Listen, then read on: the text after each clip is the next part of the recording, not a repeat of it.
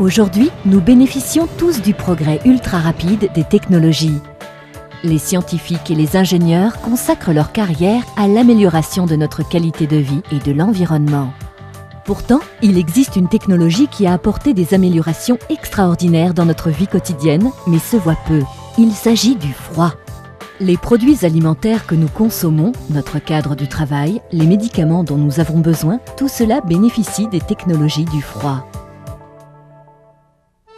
La révolution industrielle du début du siècle dernier a conduit à un grand nombre d'innovations qui améliorent notre vie. Des inventeurs entreprenants ont travaillé sur le concept de refroidissement à l'aide de machines. En 1908, ceux qui étaient à la pointe des avancées dans le domaine du froid sont venus à Paris pour assister à la première réunion de l'Institut international du froid, l'IIF. Au début, l'IIF a servi essentiellement dans le domaine du transport des denrées alimentaires. La conservation des denrées alimentaires reste un défi important, car comme vous le savez, l'alimentation est indispensable à la vie. Cette première réunion a été à l'origine d'une tradition de coopération internationale qui a beaucoup contribué à l'amélioration de notre qualité de vie. Cette coopération nous a permis de réaliser des choses que ces visionnaires n'auraient jamais imaginées.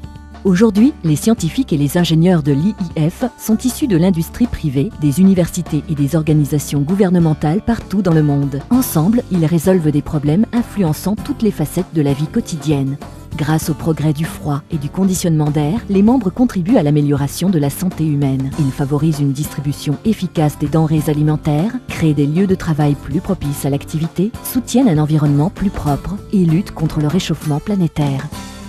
La science du froid dans le secteur agroalimentaire exerce un impact sur chacun de nous. Sur un marché mondial, l'objectif est de faire en sorte que tout un éventail de produits alimentaires est disponible partout à un prix abordable et de façon durable. Les membres de l'IIF sont impliqués dans les applications du froid, allant du froid utilisé pour la réfrigération à des températures très basses proches du zéro absolu, nécessaires à l'exploration des particules fondamentales de la matière. Ils utilisent aussi des cycles frigorifiques pour le conditionnement d'air, pour la production d'eau chaude et d'autres applications. Dans les universités à travers le monde, on explore les moyens d'améliorer l'efficacité énergétique dans toute la chaîne du froid. Il existe une pléthore de problèmes intéressants au niveau des denrées alimentaires elles-mêmes. On a tendance à se focaliser sur les produits alimentaires ou la technologie frigorifique, mais il existe un domaine énorme traitant l'interaction entre les deux, l'optimisation de la qualité et la sécurité des produits alimentaires, et aussi des travaux visant à rendre le système frigorifique utilisé le plus efficace possible. Nous examinons les systèmes d'emballage pour les produits alimentaires et la chaîne du froid. Nous travaillons aussi sur la perte de masse des denrées et le transfert de chaleur et de masse lors de la transformation et l'entreposage des denrées alimentaires. Les membres de l'IIF se penchent également sur le transport des denrées alimentaires à l'échelle mondiale. Nous menons des recherches très pratiques pour les entreprises. Nous essayons de comprendre l'interaction entre leurs systèmes de transport, leurs emballages et leurs produits lors du transport à travers le monde. L'industrie du kiwi en Nouvelle-Zélande est l'une de nos sphères d'intérêt. Nous essayons d'optimiser la conception et le fonctionnement des conteneurs pour améliorer la qualité du produit sur le marché. D'autres membres de l'IIF travaillent sur l'efficacité d'une manière différente. Les changements climatiques affectent le monde entier. Les scientifiques sont à la recherche de procédés frigorifiques qui sont efficaces et en plus utilisent des frigorigènes respectueux de l'environnement, comme le dioxyde de carbone. Mes recherches sont axées sur les cycles transcritiques du dioxyde de carbone en général, et plus précisément, j'utilise le CO2 comme fluide actif. Et puis, j'adapte la configuration du cycle pour que le système puisse fonctionner de façon plus efficace et plus respectueuse de l'environnement. Et je sens que mes travaux sont importants. Les systèmes au dioxyde de carbone ne sont pas nouveaux, mais les ingénieurs sont en train de les transformer. Le CO2 en tant que frigorigène nécessite le développement de nouveaux composants, de nouveaux systèmes et de nouvelles stratégies. Et bien sûr, les nouveaux systèmes doivent être au moins aussi efficaces que les systèmes qu'ils vont remplacer. Et c'est ça le défi dans ce développement.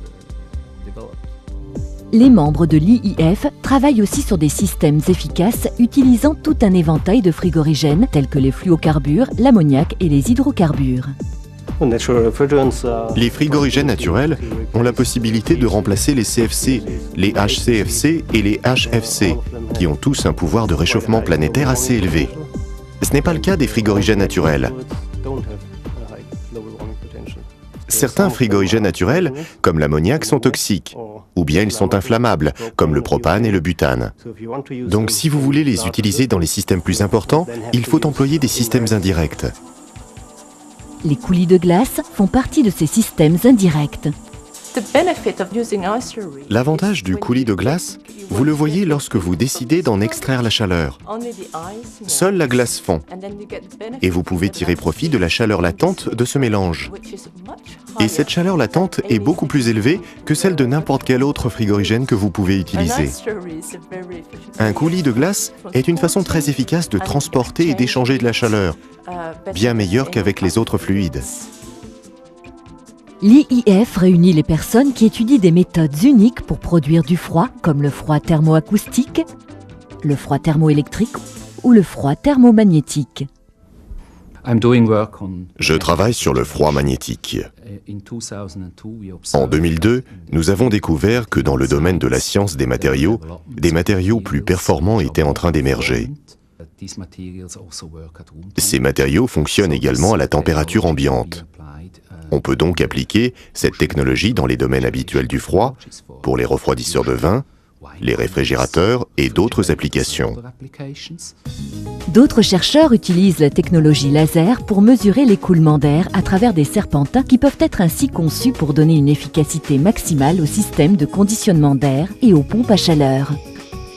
Les pompes à chaleur peuvent permettre d'obtenir efficacement de la chaleur fournie par la nature dans l'air extérieur, l'eau ou le sol, puis de l'utiliser. Il va y avoir une demande croissante pour arriver à avoir des immeubles consommant moins d'énergie. Donc je pense que le développement d'une nouvelle génération de pompes à chaleur sera important. Ces nouvelles pompes à chaleur pourront être utilisées pour le chauffage, le refroidissement et la production d'eau chaude. Tous ces travaux sont étayés par les études des chercheurs qui travaillent au niveau fondamental afin d'étudier les propriétés thermodynamiques et de transfert de chaleur avec une précision extrême. Sans connaître de façon précise et approfondie les propriétés thermophysiques des nouveaux frigorigènes qui arrivent, personne ne serait capable de concevoir, fabriquer et étudier les performances des nouveaux produits qui seront lancés par l'industrie. Puis, les ingénieurs alimentent un modèle en données et voient comme ces frigorigènes se comportent lorsqu'ils sont mélangés. Ensuite, ils évaluent comment un système tout entier fonctionnerait. Les ingénieurs examinent l'ébullition des frigorigènes. Ils filment des images vidéo à grande vitesse, puis les ralentissent pour étudier la formation des bulles. En faisant cela, ils apprennent comment augmenter le transfert de chaleur dans les systèmes. Ce processus est primordial dans la plupart des systèmes frigorifiques, mais n'est pas encore complètement élucidé. Les travaux des membres de l'IIF dépassent les frontières de la Terre. Le froid facilite la mise en orbite des êtres humains et nous permet d'explorer l'univers au-delà. Le travail effectué par l'IIF continue à apporter les bienfaits du froid et du conditionnement d'air à de plus en plus de gens partout dans le monde.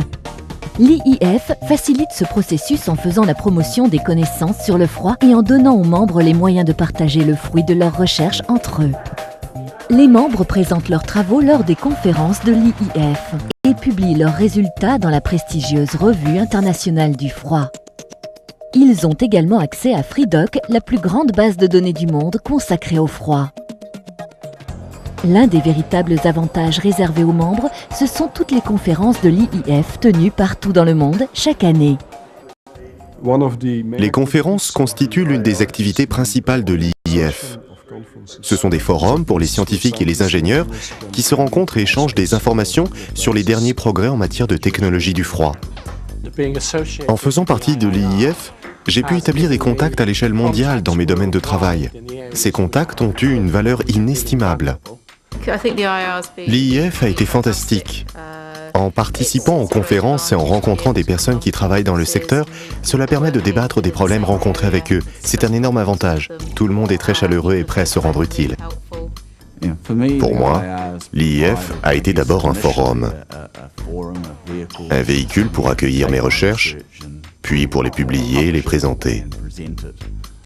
Je ne connais pas de meilleure façon de savoir ce que font les autres et de faire savoir ce que je fais. C'est une façon de créer un réseau. La coopération internationale va être de plus en plus importante à l'avenir. Pas seulement pour les chercheurs, mais également pour l'industrie. Comment les scientifiques et les ingénieurs de demain bénéficieront-ils de leur adhésion à l'IIF ? Il faut qu'ils réalisent qu'ils rentrent dans un monde palpitant. Dans ce secteur du froid, il s'agit de vie et de mort. Ceux qui rejoignent l'IIF auront une excellente opportunité. Ils pourront faire partie du réseau. Ils pourront mener leur carrière et chercher de l'inspiration et des conseils auprès d'autres personnes dans cette organisation. Depuis ses débuts en 1908, l'IIF a joué un rôle important dans les progrès de la technologie du froid. Les fondateurs seraient sans aucun doute très heureux de ce qu'ils ont fondé. Que les 100 ans à venir soient aussi productifs. Pour en savoir plus sur l'IIF, visitez notre site web www.iifir.org.